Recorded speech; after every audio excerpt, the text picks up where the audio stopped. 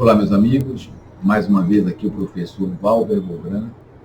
Hoje é dia 18 de dezembro, exatamente às 16 horas e 33 minutos. E hoje eu vou falar sobre um pequeno trecho desta obra, a Apologia de Sócrates, de Platão, e a Defesa de Sócrates, que é um clássico da literatura filosófica.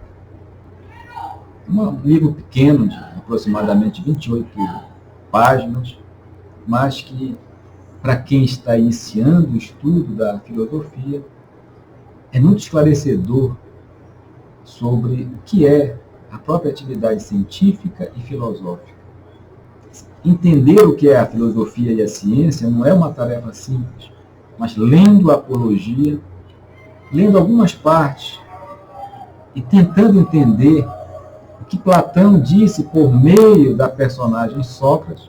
Eu não quero afirmar aqui que se trata nesta obra de um Sócrates histórico, um Sócrates que tenha vivido e que tenha sido julgado nos termos em que a Apologia retrata, mas como uma personagem apenas de um espetacular diálogo de Platão. E, se você não sabe, eu vou fazer uma rápida introdução, né? Sócrates, ele é um filósofo grego, lá da antiguidade, cidade de Atenas, e filosofava caminhando pela cidade, conversando com as pessoas, contestando as afirmações que as pessoas faziam lá em Atenas, angariou muitos inimigos por causa disso, porque ele, de certa forma, desmoralizava aquelas pessoas que afirmavam dominar uma determinada área do conhecimento. E por isso, ele acabou angariando muita antipatia e foi acusado por dois cidadãos atenienses, Ânito e Méleto, de corromper os jovens por meio dessa filosofia e atentar contra os deuses da cidade. Ele foi levado ao tribunal, um tribunal como se fosse um tribunal do júri dos tempos atuais, e lá ele próprio fez a sua defesa perante 501 juízes, perante a sociedade ateniense, e Platão retrata esse momento nesta obra. Embora seja uma defesa, né, num tribunal, contra uma acusação que levou Sócrates à condenação e depois à execução, ele foi morto exatamente após ter sido condenado, mas, volto a dizer, é preciso considerar esta obra como uma obra de ficção filosófica.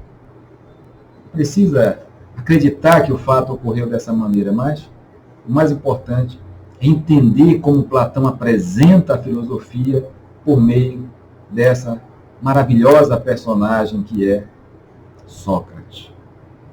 Vejam, eu vou ler aqui alguns trechos, apenas dois pequenos trechos, logo do início da obra, que é objeto deste vídeo, que é a primeira parte da Apologia, para depois fazer alguns comentários. Vejam, logo a obra começa assim: o que vocês, homens de Atenas, sentiriam diante das palavras de meus acusadores, eu não sei. Quanto a mim, frente a argumentos tão convincentes, por pouco ia me esquecendo de quem sou. Veja, isso é uma colocação maravilhosa, porque nós, dia após dia, nos esquecemos de quem somos. Desde os mais verdes anos, uma criancinha ali de 1 ano e meio, 2 anos, ela já olha, quando ela está sozinha, ela tem um comportamento, quando ela tem uma plateia, ela modifica a sua maneira de falar, de se comportar, de reagir a diversas situações. Então a gente vai aprendendo a desempenhar um papel social que nada tem a ver com o que de fato nós somos. E depois a gente vai para a escola, a gente também finge na escola, a gente não diz as coisas que verdadeiramente a gente acredita que são verossímeis, que são verdadeiras. A gente vai para a igreja também, a gente não fala tudo o que a gente pensa, porque a gente não quer magoar as pessoas que estão ao nosso redor. A gente vai... No local de trabalho, então, nem se fala. Nós somos treinados a ocultar aquilo que de fato nós pensamos. Então, o primeiro requisito para a atividade filosófica e para a atividade científica também, porque a própria ciência surge com essas mesmas características, é por isso que a gente diz que a ciência surge, quando a filosofia surge lá na Grécia Antiga, é com a mais transparente e absoluta honestidade intelectual. Não se faz filosofia, não se faz ciência sem honestidade intelectual, sem autenticidade, sem uma unidade espiritual, sem a busca sincera pela verdade, e não por meio de uma ficção, por meio de uma falsidade. É por isso que há essa clássica disputa que os livros de filosofia apresentam, de Sócrates, que está buscando a verdade, buscando verdadeiramente expressar as coisas como elas são, e os sofistas, que estão apenas no jogo retórico. E é por isso também que Aristóteles vai classificar os discursos, que tem um discurso retórico, o discurso da persuasão, o discurso do convencimento, e o discurso analítico, que é o discurso próprio da atividade filosófica, da atividade científica. Então, quando a gente vai fazer até uma redação do Enem, faça uma análise, faça... Então, você já não está no campo do discurso retórico. Você precisa examinar e analisar as coisas como verdadeiramente elas são. E não como você gostaria que fosse, ou como o professor ou a pessoa que vai corrigir gostaria que fosse. Você não está ali para agradar. É como uma aula. O professor não entra em sala de aula para agradar ou desagradar os seus alunos. Ele entra ali para tentar fazer com que os alunos compreendam um determinado objeto, um determinado fenômeno. E isso nada tem a ver com o jogo retórico, que é próprio da política, que é próprio do comércio, que é próprio da sedução, os Dom Juans da vida, o Hit, o Conselheiro Amoroso, aquele filme. Ali você tem toda uma estratégia de convencimento, de enganação, que não pode participar da atividade filosófica e científica. Vejam, tem outro trecho aqui, muito interessante, na sequência, em que Sócrates afirma o seguinte: mais vergonhoso, contudo, é que não se envergonhem de mentir. Olha só, mentir. Mesmo sabendo que eu os desmentiria imediatamente, sem qualquer artifício de eloquência, com a apresentação de fatos e evidências. Vejam, mais uma vez está claro aqui que o discurso retórico ele não é próprio da atividade filosófica, o que importa é a busca sincera pela verdade, e essa busca sincera pela verdade, ela é um problema, porque, como eu disse há pouco, nós vivemos num outro plano, é por isso que a filosofia não faz sucesso. A atividade científica parece que é uma coisa distante, porque nós vivenciamos, dia após dia, o discurso retórico. Nós estamos tentando agradar as pessoas que estão ao nosso redor. Nós nunca estamos expressando uma sincera busca pela verdade.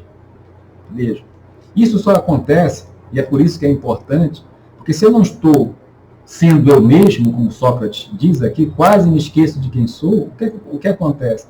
A gente vive uma mentira, a gente vive uma ficção. E é por isso que as pessoas gostam tanto da sexta-feira, do sextou, porque aí é quando parece que eu deixo de obrigatoriamente ser quem eu não sou e passo a ter a possibilidade de ser quem de fato eu sou. Porque eu saio do local de trabalho, eu saio da escola, e aí eu vou me recolher na minha casa e parece que lá dentro de casa, pelo menos dentro do meu quarto, sozinho, eu posso ser quem verdadeiramente eu sou. E é por isso que tem o sacramento da confissão e tem a prática psicológica, a gente pode chamar de clínica psicológica ou psiquiátrica, que são momentos ali em que nós falamos de nós mesmos para tentar compreender e não perder essa percepção de que nós não somos aquilo, nós somos uma outra coisa, mas que por questões sociais vamos perdendo essa percepção de quem verdadeiramente nós somos, como Sócrates chama a atenção logo no início do diálogo platônico. O sacramento da confissão, acho que você sabe, é um dos sacramentos divinos, segundo a Igreja Católica, que você vai ali num certo local, no confessionário, um local isolado, você não está vendo de forma clara ali o padre, e ali você fala de você mesmo. Nós falamos de nós mesmos, na tentativa de não perder essa percepção. Quem sou eu? Por que eu tenho que desempenhar um papel falso a todo momento? Né? E quando nós estamos também diante da psicóloga, do psiquiatra, aí também parece que é um momento em que o profissional fala, olha, o que você fez? O que é que você acha? O que você quer? Porque o tempo todo nós estamos encenando, interpretando um papel. E Sócrates chama atenção para isso. Ora, não dá para filosofar interpretando o papel.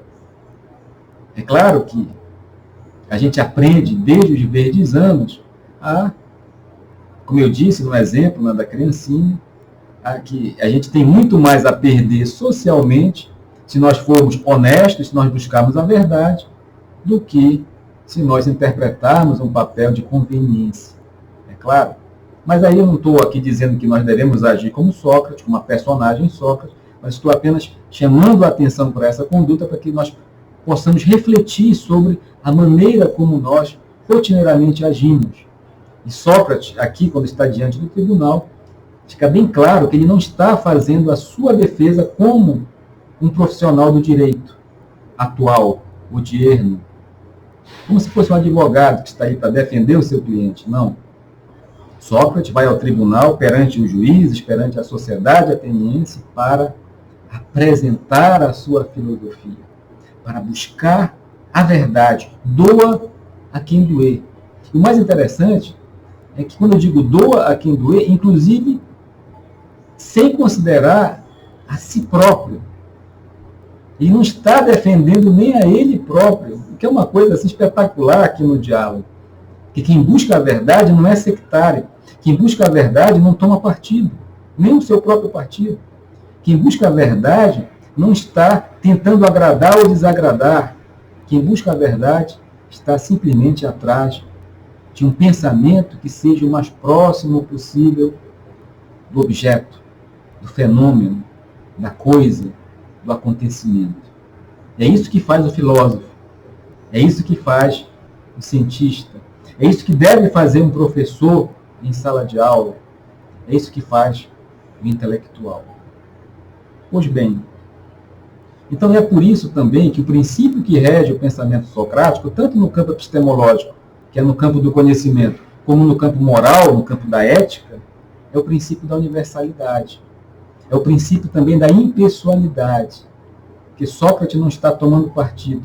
A verdade, ela é sempre universal. É por isso que eu sempre digo para meus alunos que a pesquisa científica, a investigação científica, a pesquisa filosófica, ela sempre termina num princípio, porque todos os princípios eles são universais. Porque a verdade, ela é sempre uma ideia universal. Nós aprendemos isso na filosofia e na ciência. E buscar a verdade é buscar uma ideia que tenha validade universal e que tenha uma validade também fora do tempo, que não seja uma coisa que tenha validade apenas no momento e não tenha em outro. Então ela é atemporal e ela é também não depende do local e do momento onde ela é produzida. Tem um caráter de universalidade. E é isso que Sócrates faz. E é isso que o filósofo faz. O verdadeiro filósofo. É isso que o verdadeiro cientista faz. E que nós sempre olhamos para quem vai ouvir o que nós temos a dizer e amoldamos o nosso discurso a essa pessoa. Isso não é filosofia. Isso não é ciência. Isso é, volto a dizer, jogo retórico para que nós possamos, quem sabe, angariar algum benefício que a sociedade nos oferece. Então vejam, Sócrates não faz a sua defesa, Sócrates apresenta lá no tribunal da época, lá na Grécia Antiga, em Atenas, perante o tribunal do júri da época, lá os 500 e poucos meses, ele apresenta a sua filosofia. Não quero dizer que nós tenhamos de copiar Sócrates, é impossível, é muito difícil, mas que Sócrates sirva para que nós possamos refletir o quão desonestos intelectualmente nós somos na nossa prática diária, inclusive na nossa prática acadêmica também. Que sirva para gerar essa reflexão. Porque, de outra maneira, a gente vai viver sempre num campo que não é o filosófico, nem menos o científico. Pense, reflita. Isso é importante. E até o próximo vídeo.